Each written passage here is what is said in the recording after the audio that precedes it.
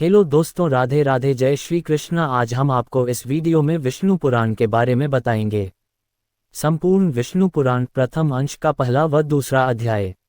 ओम श्रीमन्नारायणाय नमः। नारायण नमस्कृत्य नर चैव नरोत्तमम् देवी सरस्वती व्याप्तम ततो जयमुदीरेत। श्री विष्णु पुराण प्रथम अंश पहला अध्याय। ग्रंथ का उपोदघात। श्री सूत जी बोले, मैत्रेय जी ने नित्य कर्मों से निवृत्त हुए मुनि व पराशर जी को प्रणाम कर एवं उनके चरण छूकर पूछा, हे गुरुदेव, मैं आप ही से संपूर्ण वेद, वेदांग और सकल धर्मशास्त्रों का क्रमशः अध्ययन किया है। हे मुनिश्रेष्ठ, आपकी कृपा से मेरे विपक्षी भी मेरे लिए यह नहीं कह सकेंगे कि मैंने संपूर्ण शास्त्रों के अभ्यास में परिश्रम नहीं किया। हे धर्मज्ञ, हे महाभाग, अब मैं आपके मुखारविंद से ये सुनना चाहता हूँ कि यह जगत किस प्रकार उत्पन्न हुआ और आगे भी दूसरे कल्प के आरंभ में कैसे होगा। तथा हे ब्रह्मन, इस संसार का उपादान कारण क्या है। ये संपूर्ण चराचर किससे उत्पन्न हुआ है। ये पहले किस में लीन था और आगे किस में लीन हो जाएगा। इसके अतिरिक्त आकाश आदि भूतों का परिमाण, समुद्र, पर्वत तथा देवता आदि की उत्पत्ति, पृथ्वी का अधिष्ठान और सूर्य आदि का परिमेय तथा उनका आधार, देवता आदि के वंश, मनु, मनवंतर, बार बार आने वाले चारों युगों में विभक्त कल्प और कल्पों के विभाव, प्रलय का स्वरूप, युगों के पृथक पृथक संपूर्ण धर्म, देवर्षि और राजर्षियों के चरित्र, श्री व्यास जी कृत वैदिक शाखाओं की यथावत रचना तथा ब्राह्मणादि वर्ण और ब्रह्मचर्यादि आश्रमों के धर्म, ये सब, हे महामुनि शक्तिनंदन, मैं आपसे सुनना चाहता हूँ। हे ब्रह्मन, आप मेरे प्रति अपना चित्त प्रसादोन्मुख कीजिए, जिससे हे महामुने, मैं आपकी कृपा से ये सब जान सकूं।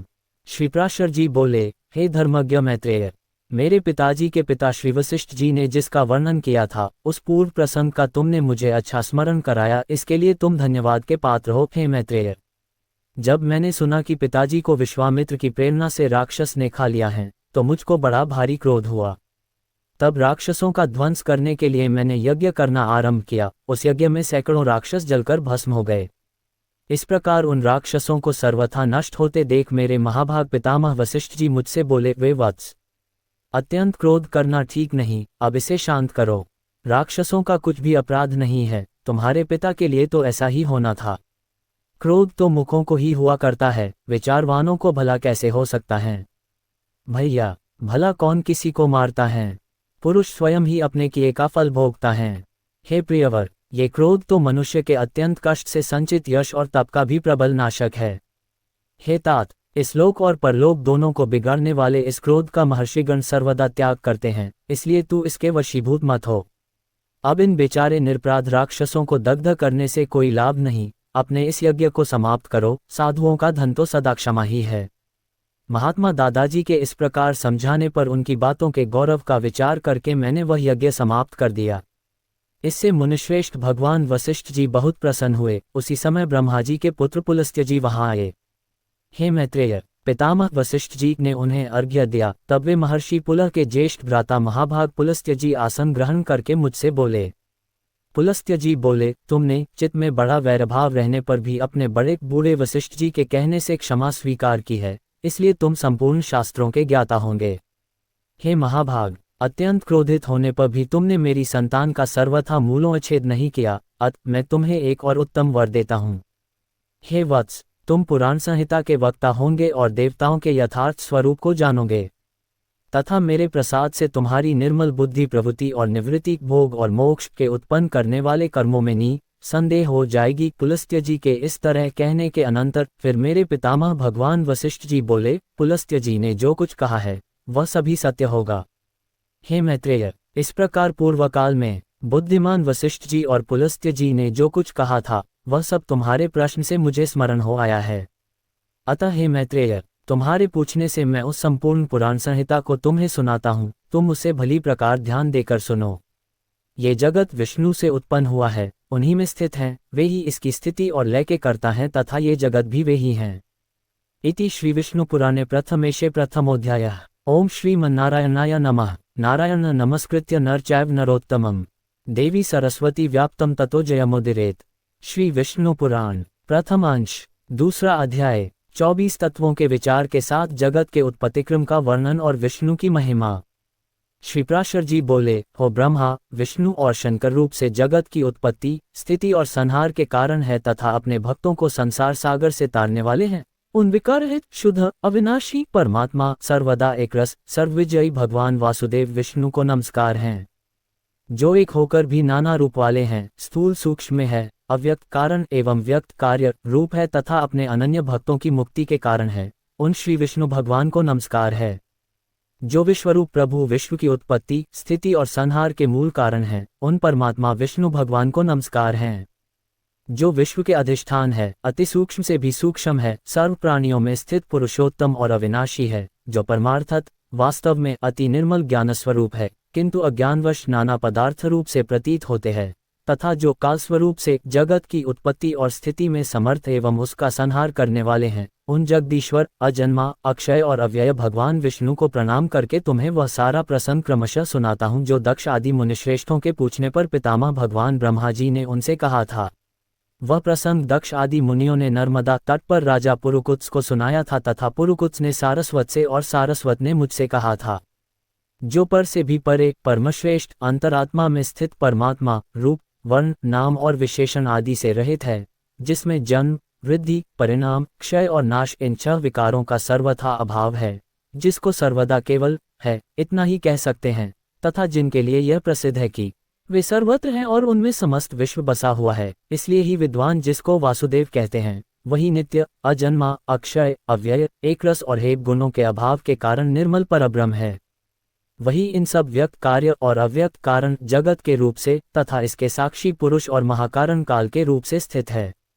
हे द्विज, परब्रह्म का प्रथम रूप पुरुष है, अव्यक्त प्रकृति और व्यक्त महदादि उसके अन्य रूप हैं तथा सबको क्षोभित करने वाला होने से काल उसका परम रूप है। इस प्रकार जो प्रधान, पुरुष, व्यक्त और काल इन चारों से परे हैं तथा जिसे पंडित जन ही देख पाते हैं, वही भगवान विष्णु का परम पद है। प्रधान, पुरुष, व्यक्त और काल ये भगवान विष्णु के रूप पृथक पृथक संसार की उत्पत्ति, पालन और संहार के प्रकाश तथा उत्पादन में कारण है। भगवान विष्णु जो व्यक्त, अव्यक्त, पुरुष और काल रूप से स्थित होते हैं, इसे उनकी बालव्रत क्रीड़ा ही समझो। उनमें से अव्यक्त कारण को, जो सत्सद रूप कारण शक्ति विशिष्ट और नित्य सदा एक रस हैं, श्रेष्ठ मुनिजन प्रधान तथा सूक्ष्म प्रकृति कहते हैं। वह क्षयरहित हैं, उसका कोई अन्य आधार भी नहीं है तथा अप्रमेय, अजर, निश्चल, शब्द स्पर्शी, दिशून्य और रूपादि रहित हैं। वह त्रिगुणमय और जगत का कारण है तथा स्वयं अनादि एवं उत्पत्ति और लय से रहित हैं। ये संपूर्ण प्रपंच प्रलय काल से लेकर सृष्टि के आदि तक इसी से व्याप्त था। हे विद्वन, श्रुति के मर्म को जानने वाले श्रुतिप्रायण ब्रह्मवेता महात्मागण इसी अर्थ को लक्ष्य करके प्रधान के प्रतिपादक इस श्लोक को कहा करते हैं। नाहो न रात्रिन नभो न भूमिर्नासीत तमो ज्योतिर्बुध्य नान्यत श्रोत्रादिबुधयानुपलभ्यमेकं प्राधानिकं ब्रह्म पुमांस दासीत। उस समय प्रलय काल में न दिन था, न रात्रि थी, न आकाश था, न पृथ्वी थी, न अंधकार था, न प्रकाश था और न इनके अतिरिक्त कुछ और ही था। बस श्रोत्रादि इंद्रियों और बुद्धि आदि का अविषय एक प्रधान ब्रह्म और पुरुष ही था। हे विप्र, विष्णु के परम उपाधिरहित स्वरूप से प्रधान और पुरुष ये 2 रूप हुए। उसी विष्णु के जिस अन्य रूप के द्वारा वे दोनों सृष्टि और प्रलय काल में संयुक्त और वियुक्त होते हैं, उस रूपांतर का ही नाम काल है। बीते हुए प्रलय काल में यह व्यक्त प्रपंच प्रकृति में लीन था, इसलिए प्रपंच के इस प्रलय को प्राकृत प्रलय कहते हैं। हे द्विज, कालरूप भगवान अनादि हैं, इनका अंत नहीं है, इसलिए संसार की उत्पत्ति, स्थिति और प्रलय भी कभी नहीं सकते, वे प्रवाह रूप से निरंतर होते रहते हैं। हे मैत्रेय, प्रलय काल में प्रधान प्रकृति के साम्यावस्था में स्थित हो जाने पर और पुरुष के प्रकृति से पृथक स्थित हो जाने पर विष्णु भगवान का काल रूप प्रवृत्त होता है। तदनंतर सर्वकाल उपस्थित होने पर उन परब्रह्म परमात्मा विश्वरूप सर्वव्यापी सर्वभूतेश्वर सर्वात्मा परमेश्वर ने अपनी इच्छा से क्षोभित किया। जिस प्रकार क्रियाशील न होने पर भी गंध अपनी सन्निधि मात्र से ही मन को क्षुभित कर देता है, उसी प्रकार परमेश्वर अपनी सन्निधि मात्र से ही प्रधान और पुरुष को प्रेरित करते हैं। हे ब्राह्मण, वह पुरुषोत्तम ही इनको क्षोभित करने वाले हैं और वे ही क्षुब्ध होते हैं तथा संकोच, साम्य और विकास क्षोभ युक्त प्रधान रूप से भी वे ही स्थित हैं। ब्रह्मादि समस्त ईश्वरों के ईश्वर वे विष्णु ही समष्टि व्यष्टि रूप, ब्रह्मादि जीवरूप तथा महत्तत्व रूप से स्थित हैं। हे द्विज श्रेष्ठ, सर्वकाल के प्राप्त होने पर गुणों की साम्यावस्था रूप प्रधान जब विष्णु के क्षेत्रज्ञ रूप से अधिष्ठित हुआ तो उससे महत्तत्व की उत्पत्ति हुई। उत्पन्न हुए महान को प्रधान तत्व ने आवृत किया। महतत्व सात्विक, राजस और तामस भेद से 3 प्रकार का है, किंतु जिस प्रकार बीज छिलके से संभाव से ढका रहता है, वैसे ही ये त्रिविध महतत्व से ही वैकारिक, सात्विक, तेजस, राजस और तामस भूतादि 3 प्रकार का अहंकार उत्पन्न हुआ। हे महामुने, वह त्रिगुणात्मक होने से भूत और इंद्रिय आदि का कारण है, और प्रधान से जैसे महतत्व व्याप्त है, वैसे ही महतत्व से वह अहंकार व्याप्त है। भूतादि नामक तामस अहंकार ने विकृत होकर शब्द तन्मात्रा और उससे शब्द गुण वाले आकाश की रचना की। उस भूतादि तामस अहंकार ने शब्द तन्मात्रा रूप आकाश को व्याप्त किया। फिर शब्द तन्मात्रा रूप आकाश ने विकृत होकर स्पर्श तन्मात्रा को रचा। उस स्पर्श तन्मात्रा से बलवान वायु हुआ, उसका गुण स्पर्श माना गया है। शब्द तन्मात्रा रूप आकाश ने स्पर्श तन्मात्रा वाले वायु को आवृत किया है। फिर स्पर्श तन्मात्रा रूप वायु ने विकृत होकर रूप तन्मात्रा की सृष्टि की। रूप तन्मात्रा युक्त वायु से तेज उत्पन्न हुआ है, उसका गुण रूप कहा जाता है। स्पर्श तन्मात्रा वायु ने रूप तन्मात्रा वाले तेज को आवृत किया। फिर रूप तन्मात्रा में तेज ने भी विकृत होकर रस तन्मात्रा की रचना की। उस रस तन्मात्रा रूप से रस गुण वाला जल हुआ। रस तन्मात्रा वाले जल को रूप तन्मात्रा में तेज ने आवृत किया। रस तन्मात्रा रूप जल ने विकार को प्राप्त होकर गंध तन्मात्रा की सृष्टि की। उससे पृथ्वी उत्पन्न हुई है, जिसका गुण गंध नाना जाता है। उन आकाशादि भूतों ने तन्मात्रा हैं, इसलिए वे तन्मात्रा गुण रूप ही कहे गए हैं। तन्मात्राओं में विशेष भाव नहीं है, इसलिए उनकी अविशेष संज्ञा है। वे अविशेष तन्मात्राएं शांत, घोर अथवा मूल नहीं हैं, अर्थात उनका सुख दुख या मोह रूप से अनुभव नहीं हो सकता। इस प्रकार तामस अहंकार से यह भूत तन्मात्रा रूप सर्ग हुआ है। 10 इंद्रियां तेजस अर्थात राजस अहंकार से और उनके अधिष्ठाता देवता वैकारिक अर्थात सात्विक अहंकार से उत्पन्न हुए कहे जाते हैं। इस प्रकार इंद्रियों के अधिष्ठाता 10 देवता और 11वां मन वैकारिक सात्विक हैं। हे द्विज, त्वक, चक्षु, नासिका, जिह्वा और श्रोत्र ये पांचों बुद्धि की सहायता से शब्दादि विषयों को ग्रहण करने वाली 5 ज्ञानेंद्रियां हैं। हे मैत्रेय, पायु, गुदा, उपर्थ, लिंग, हस्त, पाद और वाक ये 5 कर्मेंद्रियां हैं। इनके कर्म मूल मूत्र का त्याग, शिल्प, गति और वचन बतलाए जाते हैं। आकाश, वायु, तेज, जल और पृथ्वी ये 5 भूत उत्तरोत्तर क्रमशः शब्द, स्पर्श आदि 5 गुणों से युक्त है। ये 5 भूत शांत, घोर और मूढ़ है, अर्थात सुख, दुख और मोहयुक्त है, अतः ये विशेष कहलाते हैं। इन भूतों में पृथक पृथक नाना शक्तियां हैं, अतः वे परस्पर पूर्णतया मिले बिना संसार की रचना नहीं कर सके। इसलिए एक दूसरे के आश्रय रहने वाले और एक ही संघात की उत्पत्ति के लक्ष्य वाले महत्तत्व से लेकर विशिष्ट पर्यंत प्रकृति के इन सभी विकारों ने पुरुष से अधिष्ठित होने के कारण परस्पर मिलकर सर्वथा एक होकर प्रधान तत्व अनुग्रह से अन्न की उत्पत्ति की। हे महाबुद्धे, जल के बुलबुले के समान क्रमशः भूतों से बड़ा हुआ वह गोलाकार और जल पर स्थित महान अन्न ब्रह्म हिरण्यगर्भ रूप विष्णु का अति उत्तम प्राकृत आधार हुआ। उसमें वे अव्यक्त स्वरूप जगतपति विष्णु व्यक्त हिरण्यगर्भ रूप से स्वयं ही विराजमान हुए। उन महात्मा हिरण्यगर्भ का सुमेरु और गर्भ को ढंकने वाली झिल्ली, अन्य पर्वत, जरायु गर्भाशय तथा समुद्र गर्भाशय स्त्रस था। हे विप्र, उस अंड में ही पर्वत और द्विपादि के सहित समुद्र, ग्रह गण के सहित संपूर्ण लोक तथा देव, असुर और मनुष्य आदि विविध प्राणिवर प्रकट हुए। वह अंड पूर्व की अपेक्षा 10-10 गुण अधिक जल, अग्नि, वायु, आकाश और भूतादि अर्थात तामस अहंकार से आवृत है तथा भूतादि महत्तत्व घिरा हुआ है। और इन सब के सहित वह महत्तत्व भी अव्यक्त प्रधान से आवृत है। इस प्रकार जैसे नारियल के फल का भीतरी बीज बाहर से कितने ही छिलकों से ढका रहता है, वैसे ही यह अंड इन 7 प्राकृत आवरणों से घिरा हुआ है।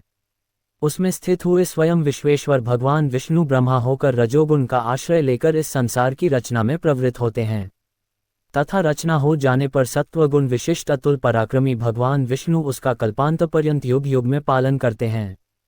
हे मैत्रेय, फिर कल्प का अंत होने पर अति दारुणतम प्रधान रुद्ररूप धारण कर वे जनार्दन विष्णु ही समस्त भूतों का भक्षण कर लेते हैं। इस प्रकार समस्त भूतों का भक्षण कर संसार को जलमय करके वे परमेश्वर शेष शैया पर शयन करते हैं। वह एक ही भगवान जनार्दन जगत की सृष्टि, स्थिति और संहार के लिए ब्रह्मा, विष्णु और शिव इन 3 संज्ञाओं को धारण करते हैं।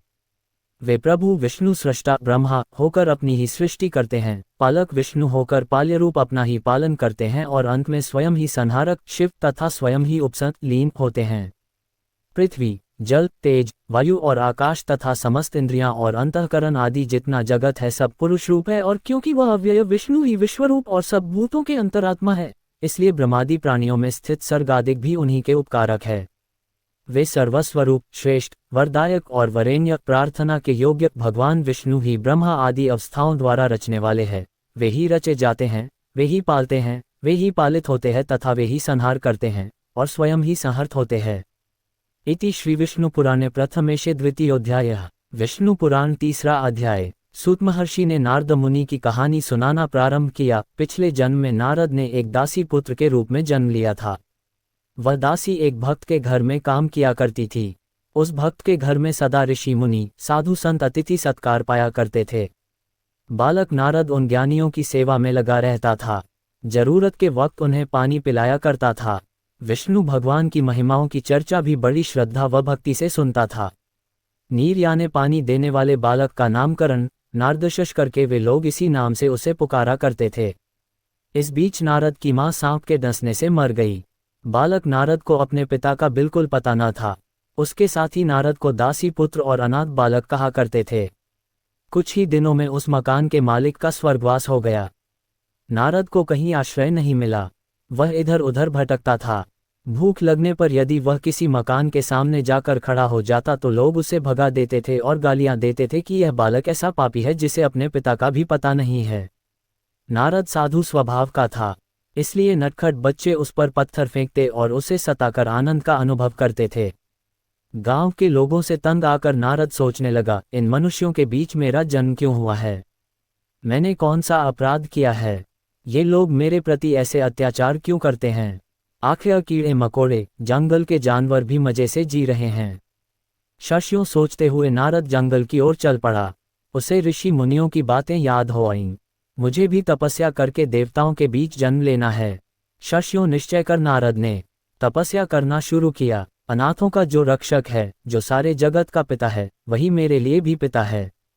वह मुझे कुछ भी बनाए पसंद है। शश इस प्रकार सोचते नारद ने समय का ख्याल किए बिना भयंकर तपस्या शुरू कर दी।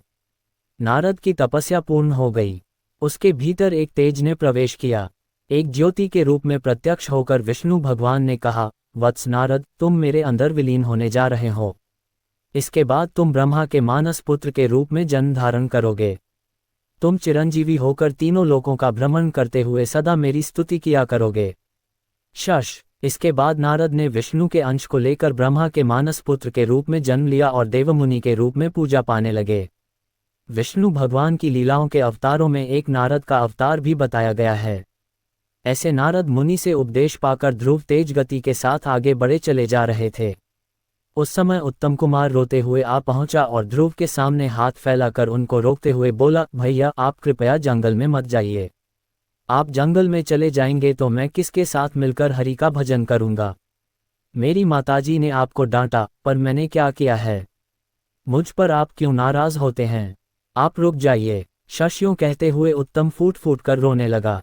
ध्रुव ने उत्तम कुमार के गले लगकर समझाया, मेरे छोटे भैया, मेरी माताजी ने मुझे जन्म दिया। मुझे क्या ये साबित नहीं करना है कि मेरी माताजी भी महान हैं? इसीलिए मैं जा रहा हूँ। शश। उत्तम बोला, तब तो मैं भी आपके साथ चलूंगा। आप तपस्या में लग जाइए। मैं आपके लिए कंदमूल फल लाया करूंगा। शश। ऐसा करने पर तुम्हारी माँ रोएंगी। मेरे छोटे भाई, मैं तुम्हारा बड़ा भाई हूँ, इसलिए तुम्हें मेरी बात माननी ही पड़ेगी। जाओ। शश ध्रुव ने कहा। ध्रुव के मुंह से ये बातें सुनकर उत्तम कुमार वहीं पर लुढ़क पड़ा और रोने लगा। सुरुचि आकर उसे समझाने लगी। इस पर उत्तम गुस्से में आकर बोला, माँ, तुम मुझे छुओ मत। तुम्हारी वजह से ही बड़े भैया जंगल में जा रहे हैं। शश। सुरुचि लज्जा के मारे सर झुकाकर अपने को कोसने लगी, मैं पापिन हूँ, मेरे ही कारण ये सब हुआ। शश। इतने में राजा उत्तानपाद पहुंचकर बोले, ध्रुव, तुम रुक जाओ। ये सब मेरी मंद बुद्धि की वजह से ही हुआ है। मेरा राज्य तुम्हारा है, वापस चलो। शश। इस बीच ध्रुव काफी दूर तक चले गए थे। नारद ने सुनीति से कहा, माताजी, तुम्हारे गर्भ से एक रत्न जैसा पुत्र पैदा हुआ है। तुम अपने बेटे के बारे में बिल्कुल चिंता मत करो, नारायण स्वयं उसकी रक्षा करेंगे। शश। फिर उत्तानपाद की ओर मुड़कर नारद बोले, राजन, हम सबको इस बात पर खुश होना चाहिए। आपके पिता और ध्रुव के दादा स्वयंभुव मनु के वंश के लिए भी बालक ध्रुव अपार यश का कारण बनेगा। इसमें किसी का कोई दोष नहीं है। ये श्रीमन नारायण का संकल्प है। शशियों समझाकर नारद मुनि ने सबको शांत किया। मधुवन में बैठकर ध्रुव ओम नमो नारायणाय शश का मंत्र जापते तपस्या कर रहे थे। यमुनांदी उस मंत्र में श्रुति मिला रही थी। ध्रुव की तपस्या से तीनों लोग कांपने लगे। कोई यदि कहीं भी तपस्या करता हो तो इंद्र ये सोचकर डरते हैं कि कहीं वह तप करके उनके पद की कामना न कर बैठे। इस डर से उनके तप में विघ्न डालने के लिए वे भयंकर इंद्रजाल रचा करते हैं। इसी प्रकार इंद्र ने अपने वज्रायुध को हिलाकर आंधी तूफान और बिजली गिराकर भयंकर उत्पात मचाए, पर ध्रुव थोड़ा भी विचलित न हुए। इस पर इंद्र ने पत्थरों की वर्षा शुरू की, मगर ध्रुव के सर पर घूमते हुए विष्णु चक्र ने उन पत्थरों को दूर फेंक दिया। उस समय नारद ने जाकर इंद्र को समझाया, आपने ध्रुव को साधारण बालक मात्र समझा है, आप उनका कुछ भी बिगाड़ नहीं सकते, आपको व्यर्थ में अपमानित होना पड़ेगा। इंद्रपद तो ध्रुव के लिए घास के तिनके के बराबर है। शश अंत में ध्रुव की तपस्या पर प्रसन्न हो विष्णु भगवान प्रत्यक्ष हुए।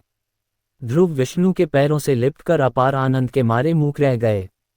वे अपने मन में सोचने लगे, भगवान, मैं पूर्ण हृदय से आपकी स्तुति करना चाहता हूँ, लेकिन मैं एक छोटा बालक हूँ, आपकी स्तुति करने के लिए मेरे पास शब्द नहीं हैं। शश इस पर विष्णु ने अपने शंख को ध्रुव के गालों पर छुआ दिया। दूसरे ही क्षण वेदों के तत्वों से भरे स्तोत्र पाठ सामगान के रूप में ध्रुव के मुंह से निकलने लगे। विष्णु ने मंदहास करते हुए पूछा, ध्रुव, मांग लो, तुम क्या चाहते हो? शश ध्रुव भक्तिपूर्वक बोला, हे परम पुरुष, जैसे भौरा कमल से हमेशा लगा रहता है, वैसे ही सदा आपके मधुर मंदहास वाले मुख पद्म को देखते रहने की मेरी इच्छा है। इससे बढ़कर मैं कुछ नहीं चाहता। शश अच्छी बात है, लेकिन पहले तुम अपने राज्य में जाकर धर्म का पालन करते हुए शासन करो। इसके बाद तुम मेरे विश्वरूप का शिरोभाग बने ध्रुव पद पर पहुंच जाओगे। कल्पांतों के बाद भी तुम उस अचल पद को ग्रहण कर सदा प्रकाशमान रहोगे। शश समझाकर विष्णु भगवान अंतर्धान हो गए। इसीलिए ध्रुव को अनुग्रह प्रदान करने वाले विष्णु का अवतरण ध्रुव नारायणावतारश कहा गया है। इसके बाद ध्रुव अपनी महिष्मतीपुरी में आ गए। उत्तानपाद ध्रुव को अपना राज्य सौंपकर तपस्या करने चले गए। उत्तम कुमार का अभी तक विवाह नहीं हुआ था। राजधर्म के अनुसार जंगली जानवरों से जनता की रक्षा करने के लिए वह शिकार खेलने गया। हिमालय के पहाड़ी जंगलों में दुष्ट यक्षों ने उस पर हमला करके उसको मार डाला। अपने पुत्र की मृत्यु पर सुरुचि दुखी हो वहां पर पहुंची और जंगल के दावानल में फंसकर भस्म हो गई। ध्रुव ने यक्षों का नाश करने के लिए यक्षगढ़ अलकापुरी को घेर लिया। मायावी यक्षों ने अपनी क्षुद्र मायाओं का उन पर प्रयोग किया। ध्रुव ने नारायण अस्त्र के द्वारा मायाओं को विफल बनाकर उनको हरा दिया। यक्षराज कुबेर ध्रुव की शरण में आए, उनसे मैत्री करके उनको संपत्ति देकर वापस भेज दिया। ध्रुव के कई पुत्र हुए। उन्होंने अनेक वर्षों तक आदर्श शासन द्वारा स्वयंभू मनुवंश को यश प्रदान किया। अनेक वर्षों तक शासन करने के बाद ध्रुव ने अपने ज्येष्ठ पुत्र का राज्याभिषेक किया और वे बदरिकाश्रम में चले गए। वहां पर भगवान विष्णु का ध्यान करते हुए स्वर्ण शरीर को प्राप्त किया। भगवान विष्णु के आदेश पर उनके सेवक एक विमान ले आए। वे लोग भी देखने में विष्णु के समान थे और उनके भी 4-4 हाथ थे। ध्रुव उन दूतों से बोले, मेरी माताजी के लिए जो पद प्राप्त नहीं है उसकी मुझे भी जरूरत नहीं। शश इस पर विष्णु के दूतों ने उनके आगे एक दिव्य विमान में जाने वाली सुनीति को दिखाया। इसे देख ध्रुव प्रसन्न हो उठे।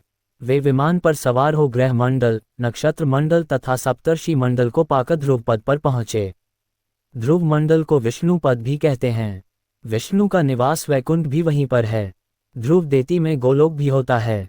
गोलोक में विष्णु प्रकृति स्वरूपिणी राधा देवी के साथ वेणुगान करते हुए आनंद भोगते हैं। गोलोक के ऊपर गहरा अंधकार छाया रहता है। उस अंधकार के पार विष्णु वैकुंठवासी बने प्रकाशमान होते हैं। ध्रुव सदा विष्णु को देखते उज्ज्वल कांति से द्युतिमान हो उठे। खूंटे से बंधी गाय की भांति सप्तर्षि मंडल उनकी प्रदक्षिणा किया करता है। समस्त ग्रह गणों से पूर्ण शिशुमार चक्र उनके नीचे परिभ्रमण करता रहता है। गोलोक के नीचे ब्रह्मा का निवास सत्यलोक, तपलोक, जनलोक, महलोक, स्वलोक, भुवलोक, भूलोक नामक 7 ऊर्ध्वलोक तथा भूलोक के नीचे अधोलोक कहलाने वाले अतल, वितल, सुतल, रसातल, तलातल, महातल और पाताल लोक, ये 7 मिलाकर 14 लोकों के ऊपर विश्व के शिवराग पर ध्रुव समस्त दिशाओं के लिए दिशासूचक बनकर अचलपद नक्षत्र के रूप में प्रकाशमान रहते हैं। लगन हो तो छोटे बड़े सभी कार्य साधे जा सकते हैं। इसका प्रमाण 5 साल की उम्र में ही तप करने जाने वाला ध्रुव है। शश ध्रुव की कहानी समाप्त कर सूत महर्षि फिर सुनाने लगे। अगर मत्स्य केवल जलचर है तो कच्छप यानी कछुआ जल और भूमि पर भी चलता है। जल में से प्राणी भूमि पर आ गया यानी जलचर की दशा से भूचतक का विकास हुआ। इसीलिए कछुए के रूप में विष्णु अवतरित हुए, जो दशावतारों में दूसरा अवतार है। इन शब्दों के साथ सूत मुनि ने कूर्मावतार की कहानी शुरू की। देवता व राक्षस क्षीर सागर का मंथन करके अमृत पाने के लिए तैयार हो गए। बाहुबल और संख्या की दृष्टि से भी शक्तिशाली बने राक्षसों ने सोचा कि अगर अमृत प्राप्त होगा तो सारा अमृत उन्हीं लोगों का हो जाएगा। राक्षसों को अमृत के द्वारा अगर अमृतत्व प्राप्त हो जाएगा तो हमारा क्या नुकसान होगा। सारी जिम्मेदारी विष्णु की ही मानकर देवता उन्हीं पर विश्वास करने लगे। क्षीरसागर पर मंदर पर्वत को मथानी के रूप में खड़ा करके महासर्प वासुकी को रस्से के रूप में लपेटकर समुद्र का मंथन करने का निर्णय हुआ। लेकिन मंदिर पर्वत को लाकर क्षीरसागर में डालना किसी के लिए मुमकिन न था। विष्णु ने उन पर अनुग्रह करके ये काम संपन्न किया, इसीलिए वे गिरधारी कहलाए। राक्षसों ने वासुकी सर्प को सर के छोर से पकड़ने का हठ किया। विष्णु ने देवताओं को समझाया कि वे राक्षसों की बात मान लें। तब विष्णु ने भी सबके अंत में वासुकी की पूंछ के छोर को पकड़ लिया। इसके बाद क्षीर सागर को मथने का काम शुरू हुआ।